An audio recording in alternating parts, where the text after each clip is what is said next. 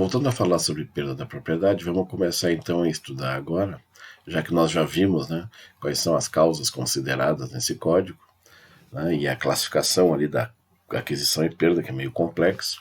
Vamos agora um por um, né, dos incisos, e vamos começar pela ordem, pelo primeiro. Então, qual é uma causa de perda da propriedade? Aqui está dito, ó, por alienação é a primeira. Eu quero frisar para vocês aquilo que já foi dito várias vezes, vamos de novo, né? Nunca é demais repetir. O que é alienação? Alienação é transferência. E como é que ocorre uma transferência? As transferências acontecem via de regra por compra e venda, que é a situação mais comum de alienação que existe, mas pode ser também por doação, pode ser por permuta, também conhecido como troca, e dação em pagamento. Basicamente, estas são as formas que podem provocar, ou no caso, né, que acabam provocando alienação.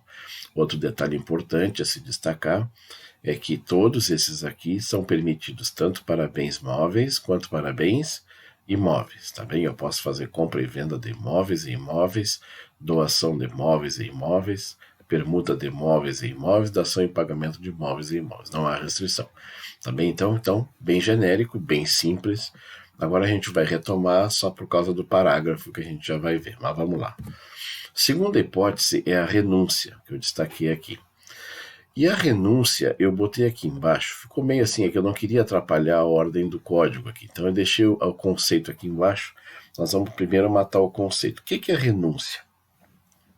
É a manifestação expressa do titular do direito, no sentido de que não deseja mais exercer aquele direito. Então, tu tem que manifestar expressamente, é importante esse dado aqui, daqui a pouquinho vai ser relevante, tu tem que manifestar expressamente uma intenção. Diz, eu não quero mais exercer direito sobre a coisa. Algumas pessoas perguntam, professor, tem que ser expresso, significa que é por escrito? Não, não confunde. Expresso é aquilo que não deixa dúvidas, tá, a respeito. Já vou com os exemplos, vocês vão entender melhor. Tá bem? Então, renúncia é a manifestação expressa. Aí o parágrafo único faz uma referência aqui que aí vai começar a clarear agora. Nos casos dos incisos 1 e 2, parágrafo único do 1275. Nos casos dos incisos 1 e 2, quais são os 1 e 2? Alienação e renúncia, tá aqui. Nesses dois casos, os efeitos da perda da propriedade imóvel, olha só, então temos uma observação para imóveis, serão subordinados ao registro do título transmissivo ou do ato renunciativo no registro de imóveis. Eu confesso para vocês que eu nunca vi, e fui atrás de exemplos, não consegui, de alguém que tenha renunciado a um imóvel no registro de imóveis. Não. Agora, alienação, sim. Alienação, que já vão voltar ali, né? Doação, compra e venda, sim, a gente já estudou isso aí. Tu tem que levar registro. Então, para que ocorra efetivamente a perda, tu tem que levar o registro. E aí, eu fiz uma observação aqui embaixo. Então, a renúncia, em se tratando de imóveis, além de ser expressa, tem que ser por formal e por escrito, sim, porque se tu vai levar no registro, então tem que ter uma forma determinada, linguagem formal, e tem que ser por escrito para tu levar. A única hipótese, assim, já conversando, depois muitos anos dando aula, conversando com professores mais experientes e atento a palestras e textos, qual seria uma hipótese de tu renunciar a um imóvel? Qual seria uma razão para tu renunciar? Normalmente é para tu te livrar de algum ônus. Então, assim, imóveis que tem, sei lá, que estão caindo os pedaços, que só te gera despesa, que não tem ninguém interessado em comprar, né? E aquilo tu não está conseguindo manter. E a única maneira de tu te desobrigar em relação a esse imóvel seria renunciando, mas é muito raro. Quase não existe. Mas, todavia, vamos lá. Vamos agora a um exemplo, né? Deixa eu só voltar aqui. Um exemplo de renúncia de móveis. A renúncia de móveis mais óbvia que a gente conhece é aquele ato, né, de colocar um objeto móvel no lixo, por exemplo. Isso é renúncia. Aqui fica claro. Ó. Se tu coloca no lixo, ela é uma manifestação expressa. Eu não quero mais isso. Eu joguei no lixo. certo? Não precisa ser escrito. Tá? Não precisa ser escrito. Quando tu bota, se alguém vê um movimento teu colocando alguma coisa no lixo, certo? É isso aí. Então, jogando fora, né? Bota na rua, no chão, atira. Então, nós temos aí exemplos de que renúncia quanto a bens móveis. Então, quanto a bens móveis, é bastante comum a renúncia. Tá? Aliás, é uma das formas mais, né, comuns de se desfazer de um bem imóvel. Né? Hoje que a gente tem muito lixo em casa, né? Os acumuladores, né? Aparelho de som que não funciona mais, computador que não funciona mais, celular que não funciona mais, e tu resolve botar fora, é uma renúncia. Tá? O lixo é um caso clássico de renúncia. Já imóveis já é mais complicado. Mas dos imóveis, aproveitando que nós estamos tratando do assunto, o que eu fiz? Que é uma situação muito comum. A renúncia da herança, que não deixa de ser uma renúncia da propriedade. Então é exemplo. Como vocês vão estudar isso aqui no futuro, né? Mas eu faço questão de explicar porque é uma hipótese de perda da propriedade. Então diz o artigo 1804 do Código Civil que aceita a herança torna-se definitiva a sua transmissão ao herdeiro desde a abertura da sucessão. Então é o seguinte, quando tu manifesta a aceitação da tua herança, torna-se definitivo, ou seja, tu torna-se proprietário desde a abertura da sucessão, que é a morte. Aquilo que já conversamos, né, que é o princípio de Saizina, né, que é automático, né, quando morre o ascendente, o descendente recebe, mas isso depende de uma aceitação. Aí vem o parágrafo único que esclarece. A transmissão tem-se por não verificada quando o herdeiro renuncia à herança. Então é o seguinte, a aceitação é automática. No momento que tu providencia lá o inventário, a coisa já é automática. Qual é a única maneira de não acontecer a aceitação? É se tu renunciar. Então aqui, ó, a transmissão tem-se por não verificada, deixa eu voltar aqui, quando o herdeiro renuncia à herança. Está aqui, certo? Essa é a hipótese. Bueno, então eu expliquei, então é muito comum renúncia de herança, muito comum, certo? E inclui imóveis aqui no caso, tá bem? Então o problema todo é que tem gente que pensa que quando tu faz, e aqui vai um alerta importantíssimo, né, para todos vocês, né, porque isso aqui volta e meia acontece, mesmo tu não sendo advogado, de repente, ou quer orientar alguém, tem gente que diz assim, não, mas eu quero, por exemplo, eu recebi uma herança, graças a Deus eu estou bem devida, a herança é uma merreca, né, meu pai não me deixou nada, minha mãe não me deixou nada, e aí tu diz assim, não, mas eu tenho um irmão meu que está mais complicado de grana, eu quero renunciar em favor do meu irmão. Não existe isso. Renunciar em favor de alguém não é renúncia. Renúncia é se retirar da sucessão. Eu não quero. Renúncia, acabei de dizer, renúncia é uma manifestação expressa de que tu não quer o teu direito, tá bem? No momento em que tu diz assim, eu quero renunciar em favor do meu irmão, não é renúncia, tá bem? Isso aí alguns autores chamam de desistência, né? Mas ela tem uma implicação horrorosa. Por quê? Porque se tu diz que tu quer que a tua parte vá para o teu irmão, do ponto de vista jurídico, tu aceitou. E se tu aceitou a herança, tu vai ter que pagar tributo. E aí quando tu passa para o teu irmão e o teu irmão recebe essa parte que era tua, ele vai pagar tributo de novo. Então há uma bitributação. O tributo sozinho já é uma fortuna. Se tu faz esse movimento, dobra o tributo. O tributo que já é uma fortuna vai ficar dobrado. Às vezes inviabilizando esse movimento. Então muito cuidado, não confunda. Renúncia é simplesmente se retirar. Eu já vou agora tem uns slidezinhos aqui que eu vou explicar bem para vocês. Muito bem. E aí vem uma coisa que eu fiz, uma barbeiragem que eu fiz, que eu quero aproveitar para que vocês não façam. Lá no início, quando eu comecei, logo depois de formado, peguei uns inventários e eu acabei fazendo essa barbeiragem. Então vamos ler aqui juntos. 1810 diz assim, na sucessão legítima, a parte do renunciante acresce a dos outros herdeiros da mesma classe. Então é o seguinte, deixa eu pegar aqui para comentar o 1810.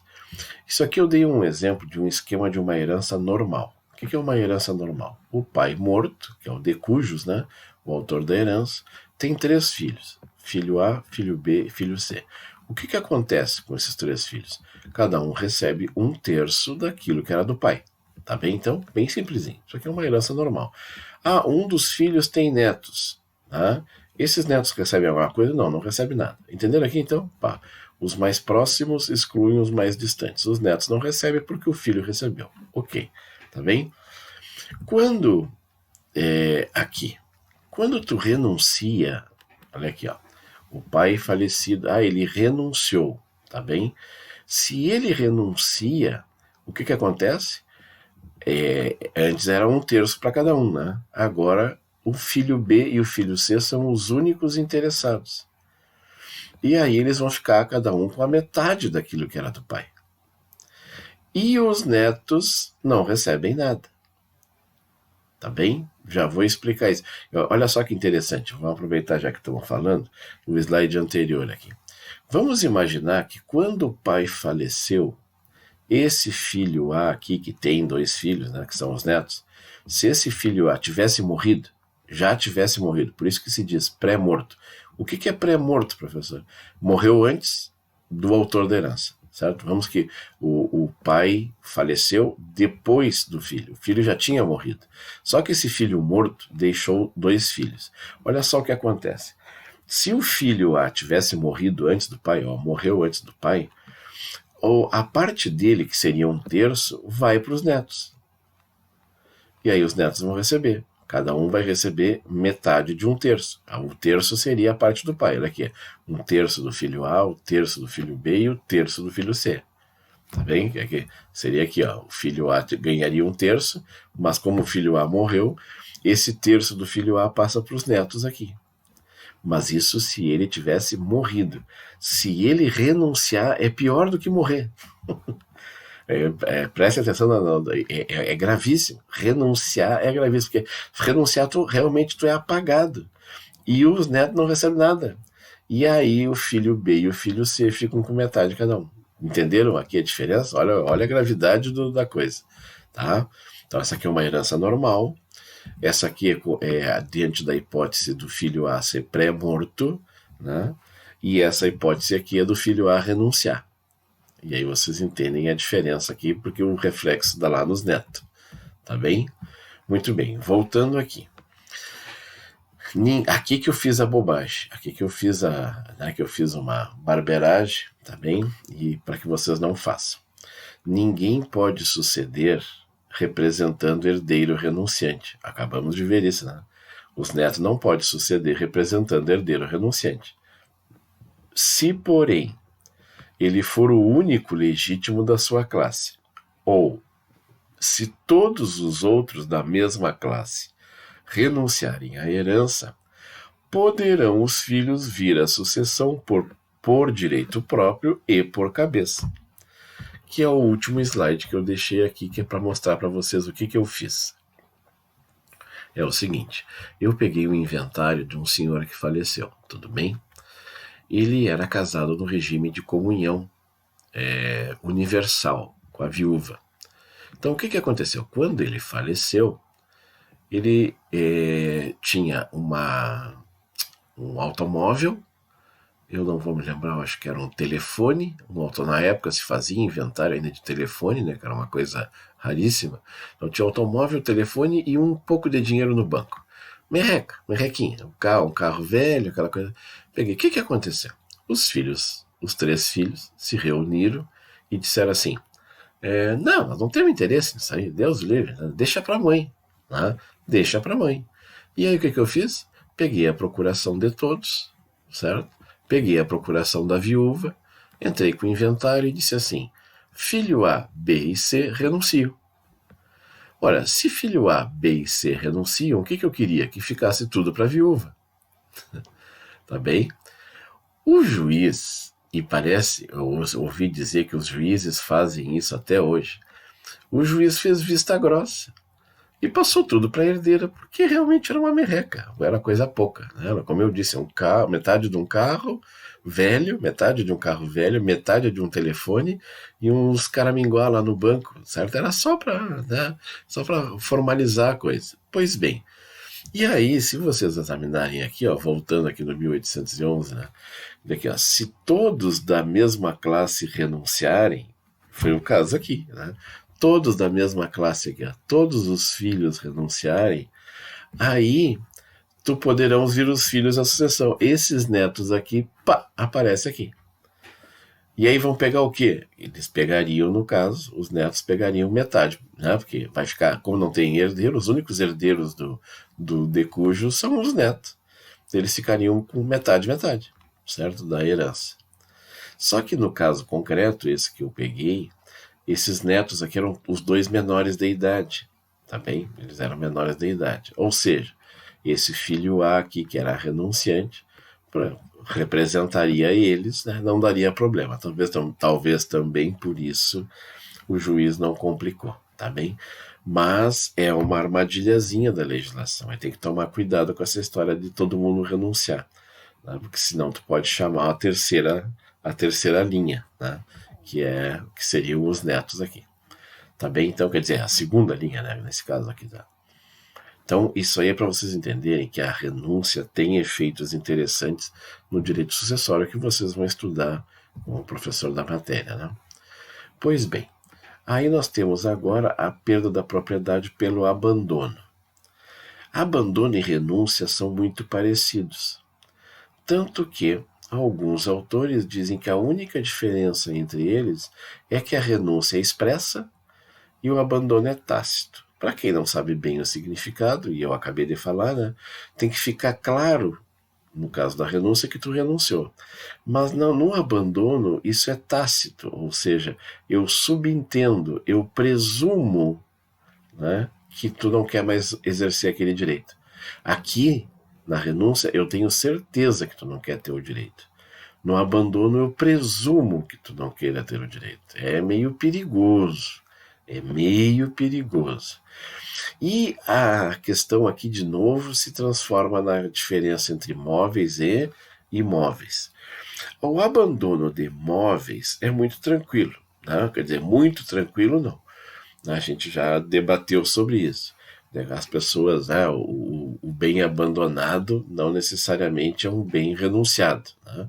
Então, botar no lixo é um bem renunciado. Bem abandonado é aquele que tu olha, ó, a pessoa não veio aqui buscar, né? Então tu provavelmente abandonou. É diferente um pouquinho. Quando no expresso tu tem certeza, o cara te deu o bem, ou não, disse claramente que não quer mais. Bueno, na questão dos móveis se resolve fácil. Coisas abandonadas, a gente sabe disso, podem ser apropriadas, né? Só para relembrar.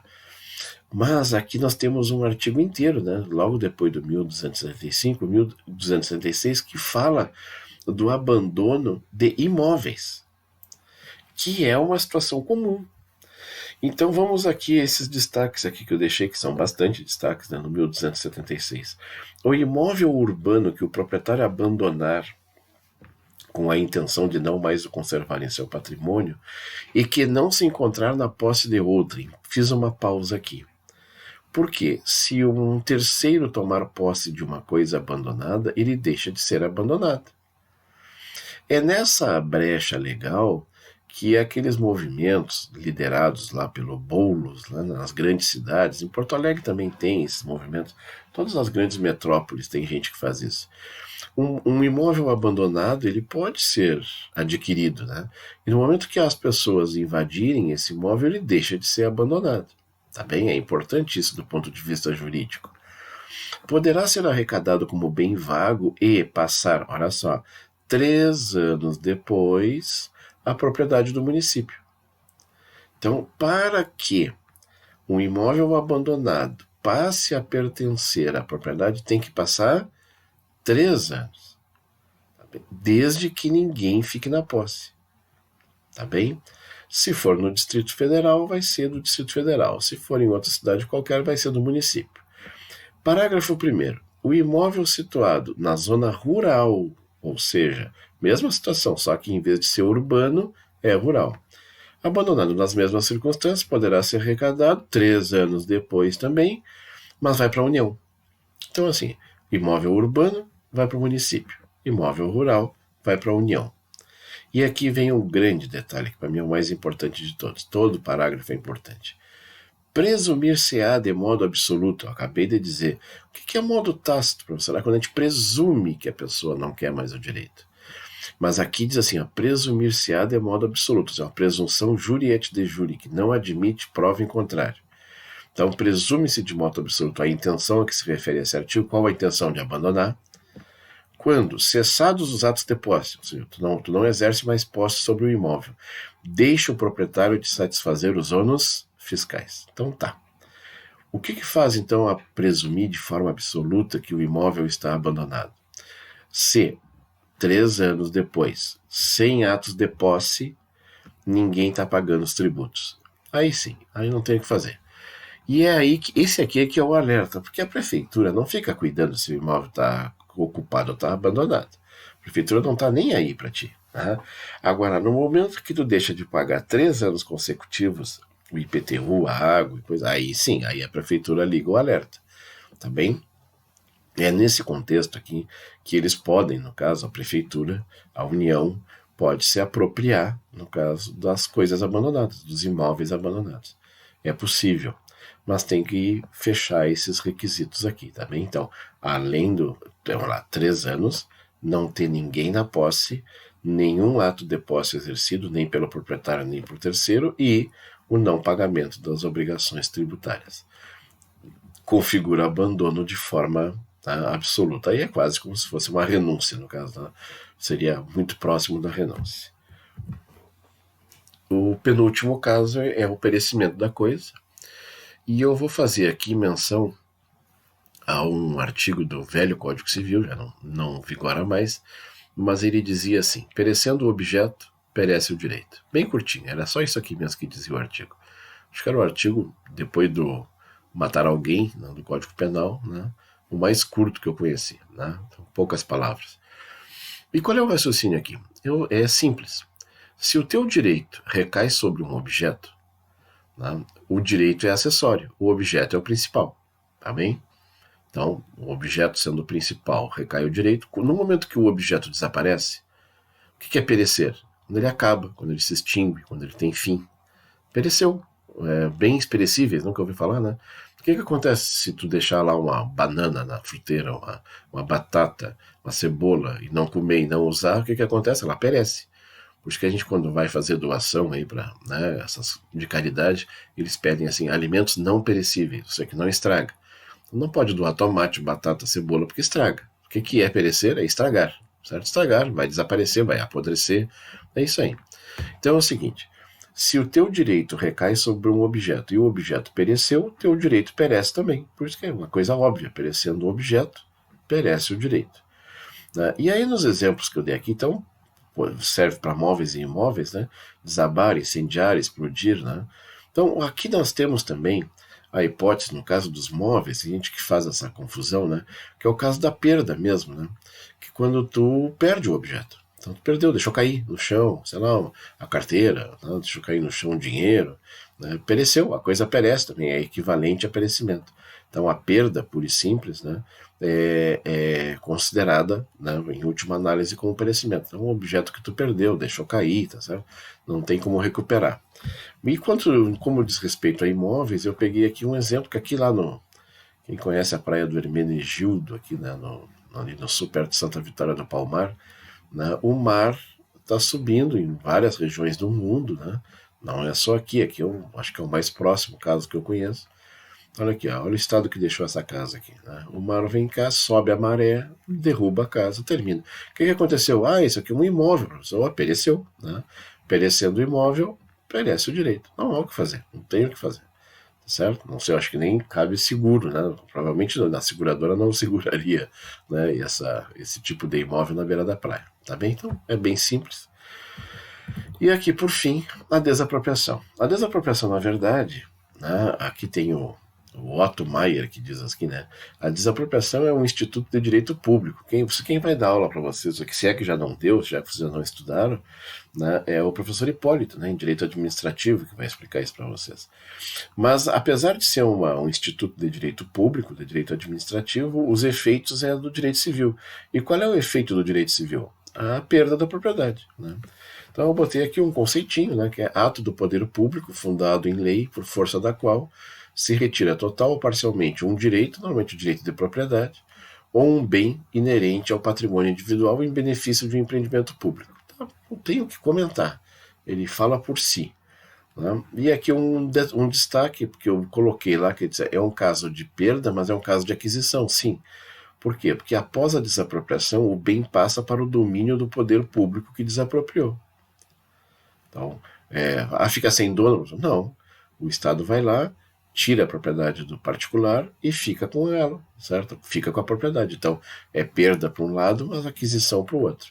A Constituição Federal prevê, no artigo 5º, inciso 24, né? Lei estabelecerá o procedimento para desapropriação por necessidade de utilidade pública. Nós temos lá no 184 da Constituição também, compete à União desapropriar para fins de reforma agrária o imóvel rural que não esteja cumprindo sua função social. Olha aqui, né? A questão da função social, se não está cumprindo. Aquilo que eu falei para vocês, da produtividade, né? Do imóvel rural, papapá. Então, está aqui. Tá? Tem outro fundamento no artigo 182, se eu não me engano. Eu só dei como exemplo, tá? Não quer dizer, não é? Mas, e outra, né? Preferi também pegar o da Constituição Federal. Isso tem uma série de leis infraconstitucionais que também regulamentam isso aí. Eu fiz aqui em forma de pergunta, né? Só para finalizar o assunto. Assim, em princípio, só a União que pode desapropriar, né? A União, Estado e Município pode desapropriar. Mas Maria Helena Diniz cita no livro dela, né?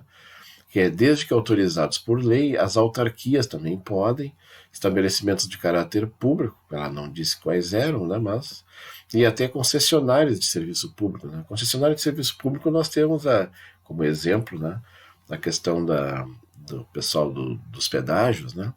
Então, mas tem que estar autorizado por lei ou por contrato para fazer a desapropriação. Eu confesso que até hoje eu só vi União, Estado e Município, tá? Desapropriar. O que pode ser desapropriado? Via de regra, imóveis particulares, tá bem? Mas é possível também a desapropriação de bens móveis e de bens imóveis públicos.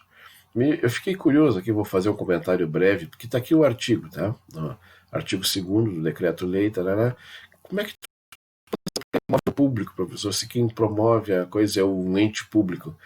É aí que está. O Estado poderia desapropriar do município, a União poderia desapropriar do Estado, certo? Respeitada a hierarquia, né, dos órgãos federais, tá, das esferas de poder, né? Mas poderia. E admite-se até a desapropriação de bens incorpóreos, que seriam os direitos autorais, né? Nós temos aqui, inclusive eu tentei ir atrás para ver se eu conseguia, essa história da quebra de patente, né? As quebras de patente que o Brasil faz para permitir que os medicamentos fiquem mais baratos, né? A própria questão do coquetel, aquele da HIV, né? Da AIDS, é distribuído gratuitamente graças a essa desapropriação, né? Dos direitos autorais das farmacêuticas, né? E provavelmente agora teremos uma confusão dessa órbita, se surgir algum remédio para, né, combater essa pandemia, provavelmente também pode passar por essa questão aqui. Então, existe na regulamentação, coloquei aqui, se algum de vocês tiver interesse em pesquisar, tá? Mas a desapropriação, então, via de regra, é União, Estado e Município desapropriando imóveis particulares, tá bem? Mas tem essas exceções aqui. Então, ficamos por aqui, esse aqui é o fim do tópico, obrigado pela atenção.